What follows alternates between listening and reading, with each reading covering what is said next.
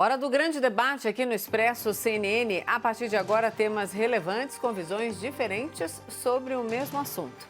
Para você construir, então, a sua opinião. A Rússia anunciou hoje que concedeu a primeira aprovação do mundo para uma vacina contra o novo coronavírus. O sinal verde foi dado pelo Ministério da Saúde do país. Aqui no Brasil, o Paraná já anunciou que vai assinar um convênio com a Rússia para a produção do medicamento. Mas a vacina é questionada pela comunidade internacional, que sabe pouquíssimo sobre a eficácia dela. A Organização Mundial da Saúde já avisou que não vai recomendar porque não tem ensaios clínicos comprovados. O tema de hoje é possível confiar numa vacina que ainda não tem comprovação?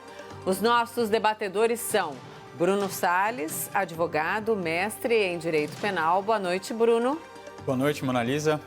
E Caio Coppola, bacharel em Direito e comentarista político. Boa noite, Caio. Boa noite, Mona Lisa. Boa noite, doutor Bruno. Boa noite, espectador da CNN. Boa noite, Caio. Começamos com você, Caio. Suas primeiras considerações, por favor. Claro. Bom, semana passada, por ocasião do debate sobre a volta às aulas presenciais, eu trouxe ao espectador da CNN mais uma fala pessimista do senhor Tedros Adhanom, que é diretor-geral da OMS, Organização Mundial da Saúde. Dessa vez em referência à possibilidade de uma cura definitiva para a Covid-19 ou obtenção de uma imunização eficaz contra o novo coronavírus. Então, eu repito aqui a citação nada auspiciosa. Não existe bala de prata no momento e talvez nunca exista.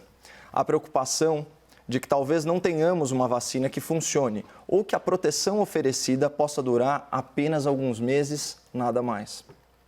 Essas declarações desalentadoras foram feitas há apenas uma semana pela principal autoridade em saúde pública no mundo, consideradas aí as devidas ressalvas em razão do caráter eminentemente político da OMS e os sucessivos erros da entidade na condução da atual crise global. Mas tão chocante quanto o desânimo que transborda aí das duras palavras do Sr. Tedros é o contexto dessa fala. De acordo com a Organização Mundial da Saúde, há 164 vacinas em desenvolvimento, sendo 25 em fase clínica e 139 em estágio pré-clínico. Ou seja, fica patente a descrença da OMS no tratamento e na imunização para a Covid-19, mesmo diante de um esforço científico mundial sem precedentes contra o novo coronavírus. Então, diante desses dados, e com o perdão, claro, do trocadilho, é impossível não se contaminar pelo ceticismo da Organização Mundial da Saúde. E eu vou um passo além.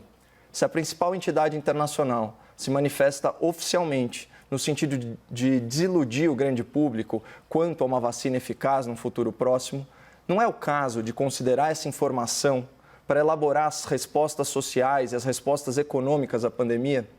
Porque as nossas autoridades políticas sempre se agarraram na barra da saia da OMS para justificar a quarentena horizontal da população saudável. E agora essa mesma organização, na figura do seu diretor-geral, alerta para a possibilidade, ou melhor, a probabilidade da ausência de cura ou imunização nos próximos meses. Isso depois de ter declarado, que a recomendação para que os países realizassem um isolamento social horizontal e mais rigoroso deveria ser interpretada com base no perfil socioeconômico de cada localidade. Então aqui eu vou abrir aspas de novo para o senhor Tedros Adhanom. As autoridades devem considerar que, em alguns países e comunidades, as ordens para ficar em casa podem não ser práticas e até causar danos involuntários. Então percebam que o diretor-geral da OMS admite a validade da flexibilização da quarentena até no âmbito de comunidades. Então a gente não está falando necessariamente de cidades, estados ou nações. E ele complementa com uma observação que eu acho tão óbvia quanto ignorada pela patrulha lacradora do Fique em Casa. Aspas, milhões de pessoas em todo o mundo precisam trabalhar todos os dias para colocar um prato na mesa e não podem ficar em casa durante muito tempo sem assistência. Certamente é o caso de muita gente em grande parte do Brasil, que apesar de 3 décadas de democratas, MDBistas, tucanos e petistas no poder, foi incapaz de democratizar e universalizar o saneamento básico, deixando como herança aí 5 milhões de domicílios favelizados e 100 milhões de brasileiros com o pé no esgoto. Então, só um comentário lateral. Vocês imaginam o caos que estaria esse país não fosse o auxílio emergencial e a bancarização de dezenas de milhões de vulneráveis em tempo recorde pelo governo federal? Imagine a miséria, o desespero, os crimes até em estado de necessidade. Dá medo só de pensar. Mas retomando e recapitulando o raciocínio, a maior organização internacional de saúde sinaliza que não haverá vacina e que, além do distanciamento físico ser, aspas, quase impossível em regiões mais pobres, a paralisação econômica pode provocar efeitos colaterais perversos na população vulnerável. Somem a isso as conclusões do estudo multinacional publicado pela Lancet Global Health, que estimou que a última grave crise econômica brasileira, gestada no governo Dilma Rousseff, custou 31.415 vidas na população acima de 15 anos. Na verdade, esse paper estabeleceu uma relação de causalidade alarmante. Para cada 1 ponto percentual a mais no desemprego, aumenta meio ponto percentual na mortalidade. E esse estudo é anterior à pandemia. Isso é importante, o estudo é anterior à pandemia, ao contrário de tantos trabalhos pseudocientíficos publicados aí a toque de caixa, como aquele que supostamente tornaria o presidente da República um assassino em massa, atribuindo a ele a proeza de ser responsável por milhares de mortes provocadas por causas naturais. Finalmente, é preciso pontuar que há vastas regiões do país com redução ou estabilização do ritmo de contágio e com disponibilidade de leitos nas redes hospitalares, pública e privada. Segundo o modelo estatístico de pesquisadores da USP, adotado por grande parte da imprensa para aferir o estágio da pandemia no Brasil, 18 dos 26 estados da federação estão em ritmo estável, desacelerado ou reduzido de infecções e óbitos por novo coronavírus. Todos esses fatores, então, ausência de tratamento e imunização eficazes, impossibilidade de um efetivo isolamento social horizontal e colapso econômico iminente, reforçam a tese que o custo em vidas humanas dessa pandemia será muito maior se as autoridades brasileiras não concentrarem os seus esforços em priorizar a flexibilização gradual e responsável da quarentena, focando na proteção e isolamento de pessoas nos grupos de risco. É muito mais eficiente e muito mais científico do que apostar numa vacina, como propõe o enunciado do debate, independentemente do seu país de origem, se é russo, chinês, tanto faz. E repisando o argumento, vacina essa que pode demorar meses a chegar nos postos de saúde e sequer funcionar no médio prazo, a julgar pela avaliação mais recente da OMS.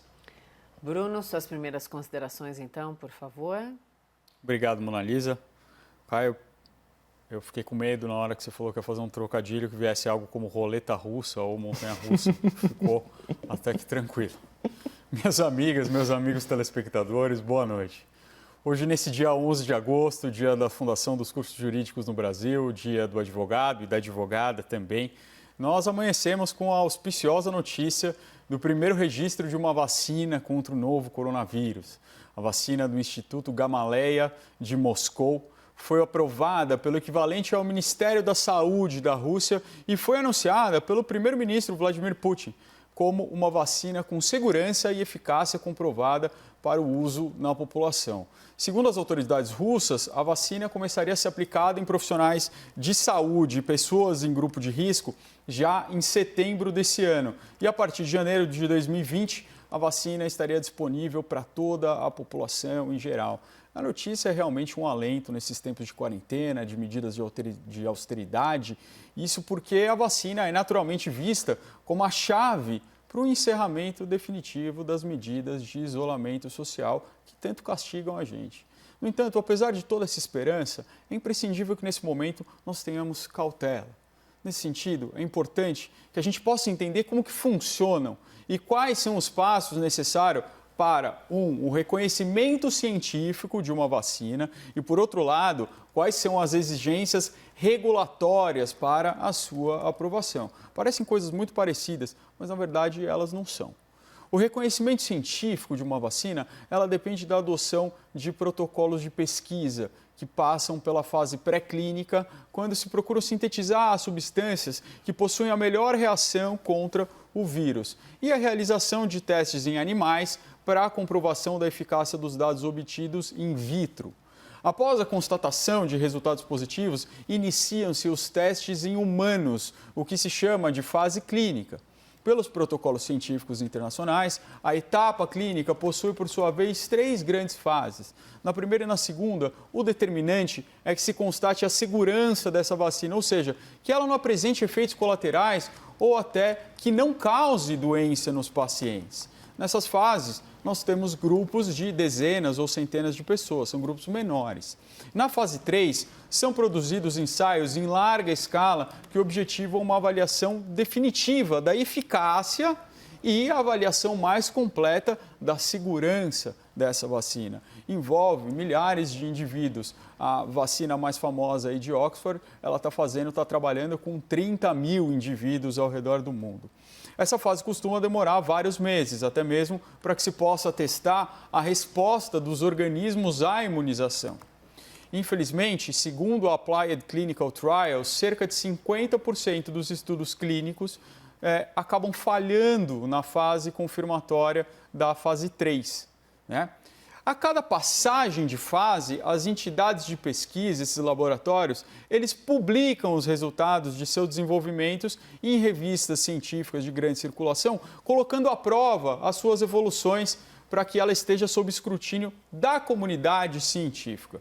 Ao final de todo esse processo, uma vacina terá sua eficácia e segurança reconhecida pela comunidade internacional. Mas e para registrar uma vacina? Hoje o que teve foi um registro de uma vacina. Do que eu preciso? Em síntese, você precisa de autorização do órgão regulador do seu país. Se o seu país aceitar o registro da vacina após, por exemplo, a fase pré-clínica, mesmo antes de começar a testar em humanos, a vacina vai estar aprovada e poderá ser disponibilizada, né, para o seu uso para a população. Não há necessidade, por exemplo, de uma aprovação pela OMS ou por qualquer outro mecanismo internacional. Cada país, nesse sentido, é soberano para regular suas próprias vacinas. É claro que existe um protocolo comum internacional que segue algumas diretrizes, e essas diretrizes são aquelas mencionadas anteriormente. A própria OMS faz recomendações e fóruns para organizar a padronização disso, mas essas recomendações não são vinculativas. No Brasil, por exemplo, que é o que importa para a gente, para a aprovação de uma vacina, é indispensável que se vençam as 3 etapas da fase clínica, né? Antes disso, o medicamento só pode ser utilizado em grupos de teste como ainda um medicamento experimental. O grande problema dessa vacina Sputnik V é que esses estudos ainda não foram concluídos, não foram divulgados e não há informação sequer sobre a etapa clínica em que estão esses testes, né? E ao que tudo indica, até mesmo pelo tempo de fabricação, essa vacina acabou de entrar mais ou menos na sua fase 3 e ainda depende de muitas avaliações para a final comprovação de eficácia e segurança. Por isso, o fato de ter sido registrada lá na Rússia não quer dizer que já possa ser utilizada aqui no Brasil. O momento é de esperar. E respondendo à pergunta do debate, se é possível confiar numa vacina que ainda não tem comprovação, se fosse o presidente Bolsonaro, ele diria, olha, mas também não tem comprovação de que ela não funciona. Vamos então ao debate. Bruno e Caio, por favor.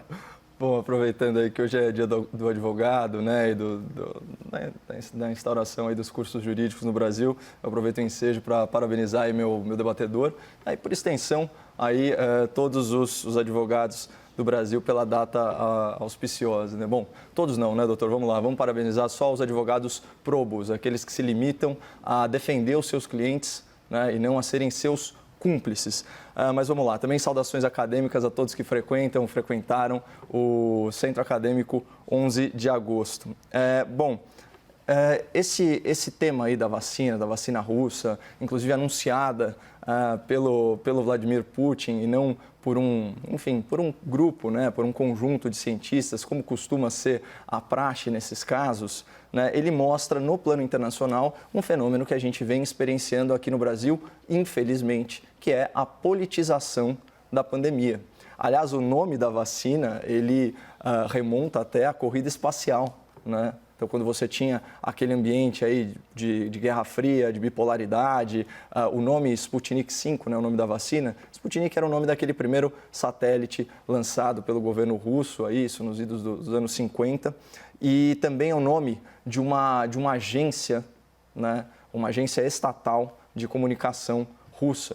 Então, é um nome muito simbólico, é um nome muito forte para toda a comunidade russa, e não à toa foi escolhido para batizar essa vacina, que, ao que parece, está queimando etapas para conseguir o protagonismo de ser uma vacina pioneira, né? Obviamente, é muito difícil imaginar que o presidente russo ele emprestaria aí a sua credibilidade, ele arriscaria a sua reputação numa vacina que ele não tivesse muita certeza da sua eficácia, ou pelo menos da sua qualidade de não lesar os vacinados. Mas, muitas vezes, nesses casos, a gente tem que optar por um excesso até de cautela e de prudência, e vale muito mais a pena a gente ver os resultados aí a médio prazo, como você bem colocou, antes de tomar qualquer decisão de apostar num tratamento que não passou aí pelo devido processo científico. O grande problema dessa vacina, eu entendo, é o mesmo problema que a gente tinha em relação à cloroquina. Você tem um medicamento que apresentou alguns resultados interessantes, mas ele não foi colocado à prova em grupos de testes. O que são grupos de testes? São grupos em que você vai colocar o controle, quem são aquelas pessoas, o que elas têm de comorbidades anteriores, qual é o histórico dessa pessoa, e fazer um cotejo, uma comparação entre esse grupo de pessoas efetivamente doentes e pessoas que não estão doentes, que receberam esse medicamento também, para ver qual é o efeito nisso. E, principalmente, também grupos de controle que vão receber um placebo, que vão receber um medicamento que não tem aquele princípio ativo, para ver como elas reagem. Um medicamento que ele é confirmado é aquele que tem uma determinada margem de eficácia maior do que esse grupo de controle do placebo. E isso é o que tinha acontecido com a cloroquina. Quando a cloroquina chegou na última fase de teste, se percebeu que ela não tinha aquela eficácia. E esse é o problema que pode acontecer com a vacina russa. Ela é uma aposta é um longo chute essa aposta, por quê? Você passou de fato pela fase 2. Então, se você realmente ultrapassou aquela fase 2, você tem uma certa segurança de que essa vacina não faz mal, né? Houve uma grande preocupação, inclusive por parte do ex-presidente da Anvisa, sobre uma vacina ser colocada em circulação de forma apressada e ela poder trazer efeitos deletérios, porque é diferente uma vacina de um medicamento. O medicamento, a pessoa já está doente. Às vezes vale a pena você arriscar com o medicamento, porque a pessoa já tem uma moléstia que está levando, que está ceifando a sua vida. No caso da vacina, não. O sujeito daquele teste é uma pessoa saudável, por princípio, e você pode deixá-la doente por meio de uma vacina. Esse é o perigo. É por isso que é preciso estressar muito bem todas essas fases. E se você passa da fase 2, você consegue ter pelo menos essa tranquilidade. Qual é o problema de pular da fase 2 para a vacinação da população? Você nunca vai conseguir medir a eficácia dessa vacina. Você não tem condições de, num grupo enorme, como uma vacinação geral, separar determinado grupo dali e saber se essa vacina está tendo uma eficácia maior ou não. Eu volto isso com um argumento muito interessante no próximo bloco. Bom, eu só queria pontuar aqui, nesse paralelo que você estabeleceu, existe uma diferença fundamental entre essa promissora vacina russa e a cloroquina, né, ou a hidroxicloroquina. Além do fato óbvio de que, num caso, a gente está falando de vacina, portanto, de imunização, e no outro, a gente está falando de tratamento para uma doença já estabelecida no paciente, né? A hidroxicloroquina é uma medicação com mais de 70 anos de uso livre aqui no Brasil, né? Inclusive, ela é tomada até de forma profilática por N profissionais da saúde. Até 2020, ela era vendida sem receita. A receita médica ela se tornou necessária para evitar justamente que essa medicação faltasse para pacientes crônicos de outras doenças que faziam uso dessa substância, né? Então, também é muito importante falar que a hidroxicloroquina ela foi sempre utilizada, né, numa combinação, né, com o coquetel imunológico, né, que incluía aí vitaminas, aminoácidos, enfim, para fortalecer mesmo a imunidade do paciente, e antibióticos, né? E também numa fase precoce da doença, né? Falam que a doença tem 3 estágios, seria no primeiro estágio. Então, eu acho fundamental fazer essa pontuação, até porque o risco inerente, né, ao consumo dessa medicação é bem pequeno dentro das dosagens pré-estabelecidas. Claro que se você fizer uma hiperdosagem, a gente já tem até a sabedoria popular ensina que a diferença entre o remédio e o veneno é a dose, né? Mas numa dosagem baixa, você vai ter como efeitos colaterais da hidroxicloroquina, em alguns casos, se não me engano, 1 em 1.000 pacientes, um problema de arritmia que cessa quando cessa o consumo da medicação. E por uso continuado, isso ao longo de muito tempo, você pode ter um efeito residual na retina. Mas fora isso, é uma medicação, como eu disse, de uso livre há décadas no Brasil. Então, acho que a comparação aqui não cabe. Não, Caio, sem dúvida. O que eu estava colocando não é uma questão de segurança, é uma comparação da segurança da cloroquina versus a segurança da vacina. O que eu estava colocando é que elas chegaram em fases parecidas. A fase da cloroquina já passou. Os estudos já mostraram que ela não tem efeito. Ela pode, de fato, né, ter passado pela fase 2 e ter uma segurança razoável, tirando esses fatos episódicos, essas questões de hipertensão, que estão realmente ligados a comorbidades pré-existentes, de fato não é um medicamento perigoso, a princípio, se utilizado sempre em um meio ambulatorial com a presença de um médico controlando. Mas o fato é que as pesquisas posteriores, com grupos maiores de pessoas, mostraram que ela não tem eficácia percentual, além dos grupos de controle de placebo. Mas eu queria aproveitar aqui também fazer a saudação a você, Caio, que também é formado aí em Direito, que também pode ser chamado de doutor, é que eu só não tenho esse hábito, né, porque todo formato do bacharel, por uma lei do Império ainda, nunca revogada. Nunca revogada, deve ser chamado de doutor. Inclusive o Caio Junqueira, a quem estendo aqui também os parabéns por esse dia, mas eu lembrei disso porque eu vou trazer uma reflexão muito importante de um médico que também é formado, também é advogado, inclusive eu acabei sendo monitor dele na faculdade, que é o Dr. Daniel Dourado. Ele traz uma reflexão muito importante em relação a essa vacina, estar sendo colocada à prova já em um momento de população em geral. O que ele diz em relação a isso? Ele diz que agora nós podemos ter alguns cenários. No primeiro cenário, essa vacina ela pode ter um efeito muito grande, uma magnitude muito grande, que vai deixar evidente que essa vacina funciona. Ela precisa ter uma efetividade muito grande realmente. Se a magnitude for moderada, você nunca vai ter a comprovação de que isso realmente está passando desse grupo de controle. Então você não vai saber. E claro, ela pode não fazer efeito realmente, ela não tem um efeito suficiente, ela nem chega à metade da população. Os protocolos internacionais dizem que você precisa de pelo menos 50% de imunização e aí a gente também não vai perceber a falta de eficácia dela. É esse o grande problema dessa colocação aí apressada da vacina no mercado.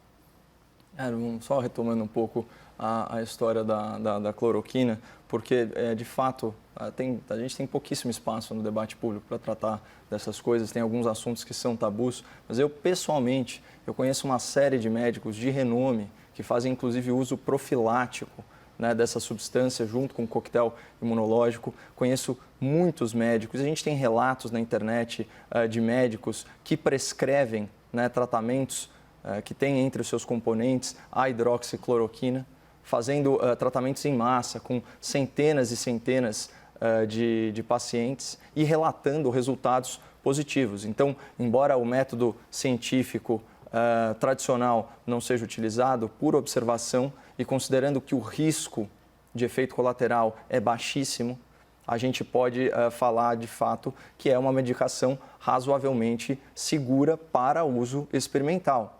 Agora, a questão que se coloca é, se nós soubéssemos que algum familiar nosso estivesse contaminado no estágio inicial da doença, será que a gente não faria uso de todos os mecanismos aí à nossa disposição na busca pelo tratamento e pela cura?